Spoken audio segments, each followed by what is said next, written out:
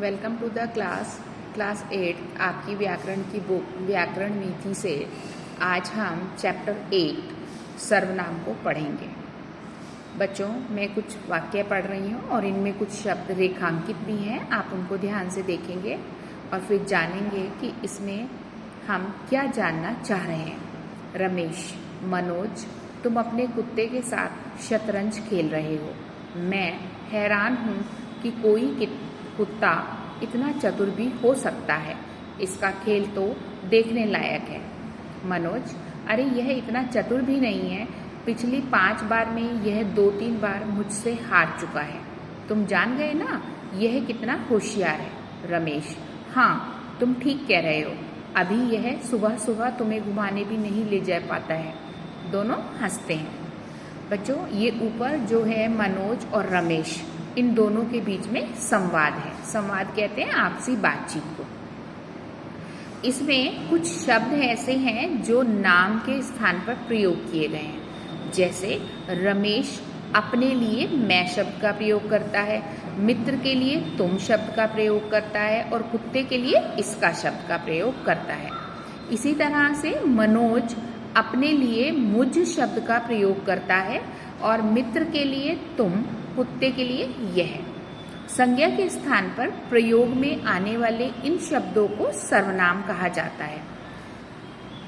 इस तरह से हमने जाना संज्ञा के स्थान पर प्रयुक्त होने वाले शब्द सर्वनाम कहलाते हैं। बच्चों, अब हम जानेंगे सर्वनाम शब्द क्या है और सर्वनाम शब्दों के बारे में। सर्वनाम शब्द सर्व एवं नाम से बना है।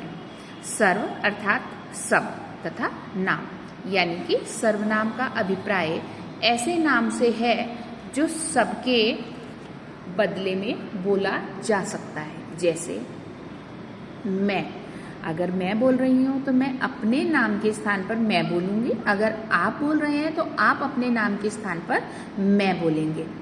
ये टेबल मैं पढ़ रही हूँ बच्चों, और इन सब सर्वनाम शब्दों का हम अपने दैनिक जीवन में निरंतर प्रयोग करते हैं और बहुत अच्छी तरह से करते हैं। मैं, तुम, वह, वे, उन्हें, मुझे, हमें, उसे, अपनी, अपना, कौन, कोई, कुछ, किसी, तू, हमारा, जो, सो, इससे, किसका, उन्होंने, किन, उसका, जिनका, आप, तुम्हारा, जिसने, यह, उनको, किन्होंने, जिस, क्या, इस, मेरा, तुम्हें आदि।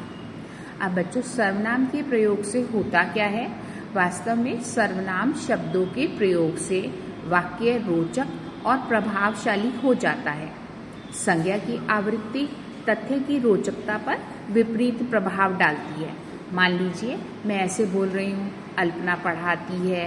अल्पना चैप्टर 8 खोल रही है। चैप्टर 8 का नाम सर्वनाम है। अल्पना आपको ये बता रही है। तो ये मैंने अपने नाम का प्रयोग अनेक बार किया।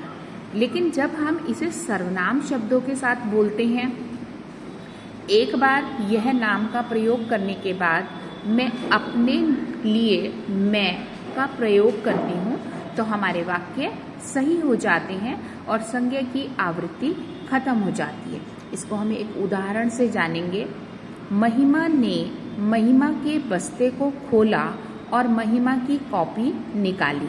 महिमा ने महिमा की नई कॉपी पर महिमा का नाम लिखा। अब हम इन वाक्यों को इस तरह से प्रयोग करेंगे जहाँ पर हमने नाम के स्थान पर सर्वनाम शब्द का प्रयोग किया है। जैसे महिमा ने अपना बस्ता खोला और अपनी कॉपी निकाली।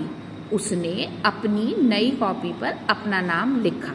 तो बच्चों, आप ये देख रहे हैं कि यहाँ पर अनेक सर्वनाम शब्दों का प्रयोग किया गया है। जैसे अपना, अपनी, उसने, अपनी, अपना। सर्वनाम शब्दों में विभक्ति चिन्ह मिलाकर लिखे जाते हैं। जैसे मैंने, उसका, इनका आदि। सर्वनाम शब्दों का प्रयोग दोनों लिंगों में समान रूप से किया जाता है, लेकिन इन शब्दों के एक वचन तथा बहुवचन रूप भिन्न भिन्न होते हैं। बहुवचन सर्वनाम बच्चों आदरार्थ प्रयोग किए जाते हैं, यानी हम जब किसी को रिस्पेक्ट देते हैं ना, आदर देते हैं, तब प्रयोग करते हैं। अब हम जानेंगे सर्वनाम के भेद। बच्चों सर्वनाम के 6 भेद होते हैं। पहला पुरुषवाचक सर्वनाम, दूसरा निश्चयवाचक सर्वनाम, तीसरा अनिश्चयवाचक सर्वनाम, चौथा संबंधवाचक सर्वनाम, पांचवा प्रश्नवाचक सर्वनाम और नंबर 6 पर है निजवाचक सर्वनाम। तो बच्चों इन सर्वनाम शब्दों का प्रयोग अलग अलग प्रकार से, अलग अलग तरह से किया जाता है। और जैसे पुरुषवाचक सर्वनाम है तो वो व्यक्ति अपने नाम के बदले में करता है। तो इनके विषय में हम विस्तृत रूप से नेक्स्ट वीडियोज़ में जानेंगे। Till then good bye.